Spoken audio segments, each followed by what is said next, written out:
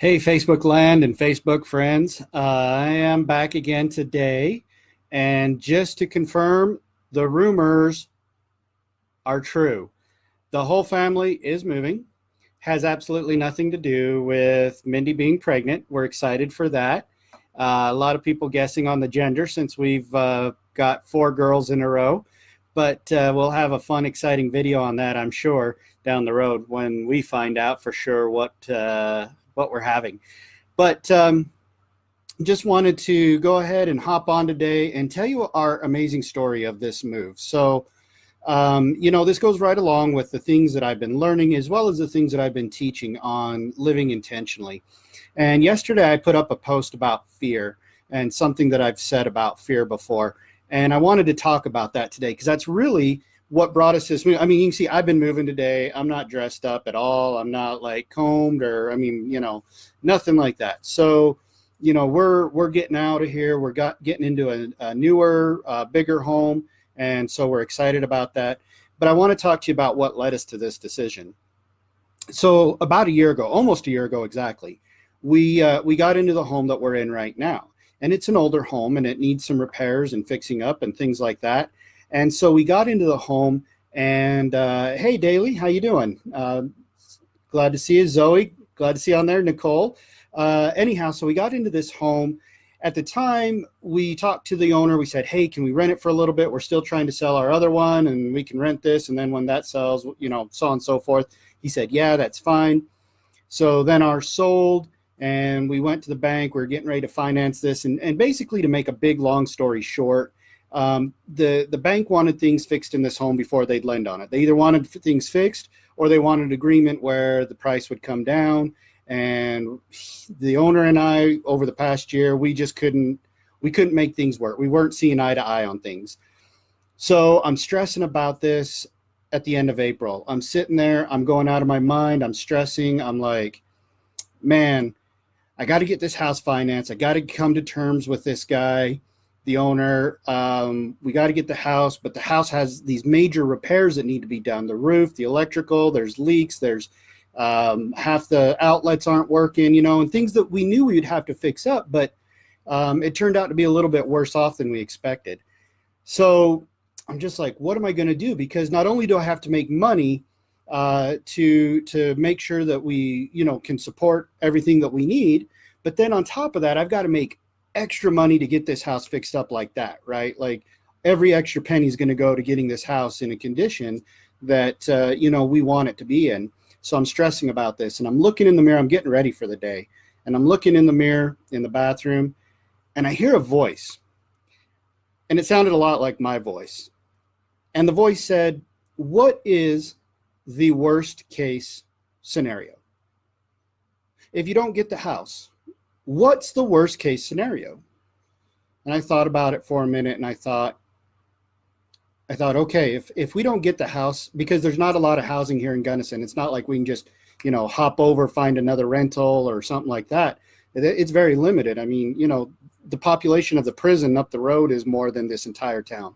So I'm like, okay, worst case scenario is that my mother-in-law lives around the corner and we beg and plead. And I know because she's an angel, she'd let us live in her basement. We put all of our stuff in storage. We live in her basement until we find a rental or a house that we can buy, something like that. That's worst case scenario, right? So the voice says, say it out loud. So I said it out loud. And then the voice says, that's not so scary, is it? And I went, that isn't so scary. That's not so bad.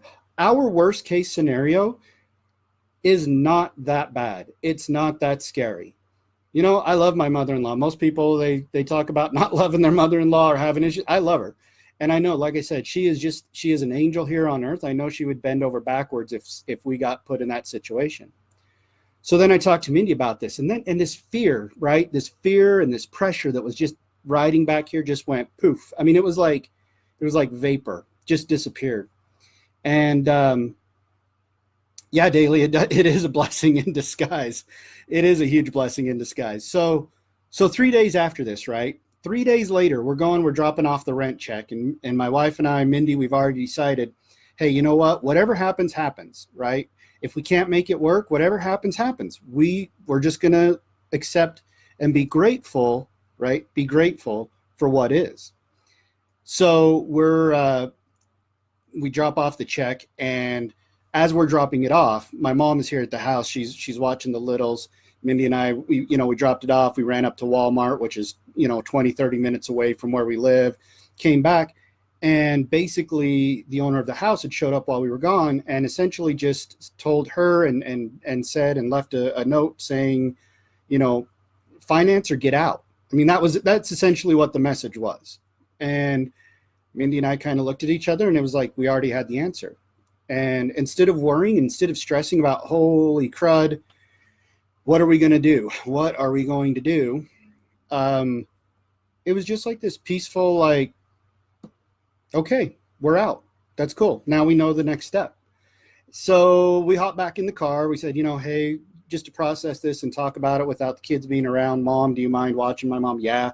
So we went for a drive. And as we're driving around, we drove past my best friend's house. And he's out there and he waves, and we stop by and we stop and, how you doing? Well, okay, we're doing good. And then we tell him what's going on. And as we're telling him what's going on, he says, hey, this house right here, right behind mine, his house is on a corner. He says, this other house right here, I know the owner. I know the people that live there. They're moving out. They're going to be out maybe by even the end of the month. And it's a 5-bedroom house. It's like probably 30, at least 30, if not 40 years newer than the house we're in right now. It's kept up. It's up to date.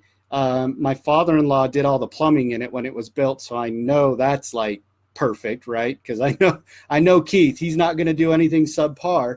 So he's like, yeah, it's 5 bedrooms, 3 bathrooms. I know they got a dog, so you're good with your dog Bella. Because I mean, come on, our little English bulldog Bella, my intern, she's a part of the family. Let's be honest. So anyhow, we're like, great. So he talks to people. We talk to the owner. We get her number before the weekend is up, right? This was on Friday. We got this notice. We got this like, okay, do it or out. And at the same time, we're still stressing. I mean, Emmy's getting better, but we're still worried about her. We're still worried about money going to paying for her treatments and her getting better, things that we need to do to help her. And like I said, that fear disappeared. We felt good. Friday happens. By Monday, we've got a place to live. It may not be ready until July. So we talked to my angel mother-in-law, and of course she's like, yeah, you can stay here until that place is ready. Just put your stuff in storage. The people that we live around the neighborhood, like, they love us so much, recognizing the issues that are in this house. They know what issues are in this house. They love us so much that they hate to see us go, but they're excited for our family to be in a better home. We get to rent. And so now if there's problems, we're not responsible for it. We don't have to pay for it. And we get to save that extra money to buy a lot and just build our dream home. We finally realized, hey, there's nothing wrong with renting for 2 or 3 or 4 or 5 years. Save up all of that money that we would spend on home repairs and remodels and buy a lot and just build our dream home. And it has been one of the most miraculous things happening. It's just kind of like, whatever your belief system is, God, the universe, the earth, just karma, whatever it is, I guarantee you that's what's happened to us, the good stuff.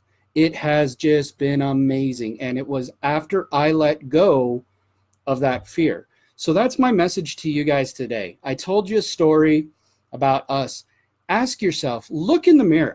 It was so powerful to look in my own eyes and to say out loud what that fear was. And then just like, I'm getting goosebumps right now, just thinking about it. Like, to look in my own eyes and realize it's not that bad. Whatever your fear is, whether you're trying to start a business, whether you're trying to decide on a promotion or a new job, or you've lost your job or your home or whatever's going on, whatever your fear is, I promise you it's not that bad. There are people, there are places, there are organizations that will help you, that will take care of you. And if you let go of that fear If you are willing to say, I am grateful for whatever, I am grateful for what is, not for what I want. I am grateful for what is, what comes into my life. And it is not that bad. That worst case scenario is not that bad. As soon as you say that to yourself in the mirror, I promise you that fear will go away and you will feel free. You will feel free to move forward. You will feel excited. I feel excited. If you can't tell, I'm just like full of energy at 5 o'clock in the afternoon, in the evening, after moving and doing work online and all kinds of stuff all day. So that's the point, is let go. Thanks, Nicole. We're excited too. Thanks, Daly.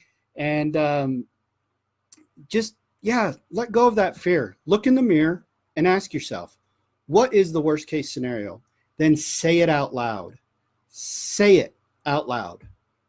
Whatever that worst case scenario is. For me, the worst case scenario, living in my mother-in-law's basement.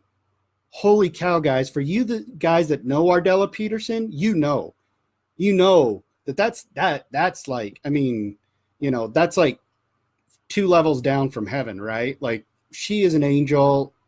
That is not bad. And as soon as that fear left, also a little humility in there, right? Being willing to say, hey, if the worst case scenario happens, I just need to swallow my pride and say, okay, that's what's going to happen and I'm going to do it, then that's what happens, right? So that's my message to you today. Look in the mirror, ask yourself what the worst case scenario is, say it out loud. As soon as you do, you take away fear's power. Take that power away from fear so you can move forward in whatever it is you want to do, whatever dream, whatever pursuit you're doing. Because as we look at what we're doing now, we're actually closer to getting our dream home by doing it this way than by doing it the other way. It would have taken so much work in this home. We would have been living in a construction zone. And by letting go and by getting fear off my back, our whole family is now going to be in a better situation, a newer home, a bigger home, which we need because somehow we keep getting pregnant. And no, I don't need a health book. I know how that happens. But we are in a better situation. And the people around us love us and they're excited for us. And ultimately, this is going to bring us even closer to that future dream that we already know is existing. Get rid of fear. Okay, that's my message for you today. I love all of you. Thank you so much for your love and your support. All of you that have hopped on and your comments and everything. Just let go of fear. That's my message. Confront it, get rid of it, and you will feel amazing. Okay, I'm going to go have dinner with my family now and spend a little time with the girls. Love y'all. Bye.